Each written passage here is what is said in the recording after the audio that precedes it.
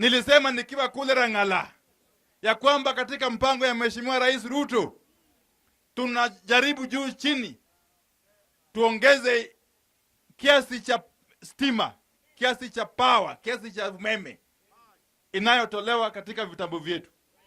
Na kwa hivyo serikali iko na mpango ya kuanzisha nuclear power plant hapa Siaya. Hapa Siaya.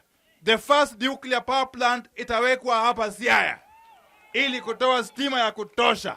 Na hiyo mradi ya nuclear power plant itawezesha watoto wetu kupata kazi. Itafanya hii kaunti ya Siaya itabadilika sura. Wangapi wanaunga hiyo mkono?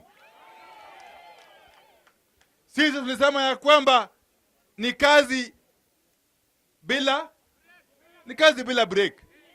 Wakati wengine wanapiga domo. Sisi kazi yetu kama serikali ni kazi. Mheshimiwa Rais ametuambia kwamba wakati huu tushughulike na mambo ya kazi, mambo ya siasa itakuja baadaye.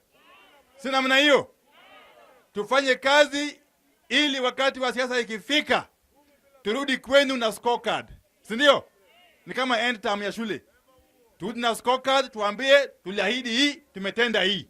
Tuliahidi hii, tumetenda hii. Si ndio?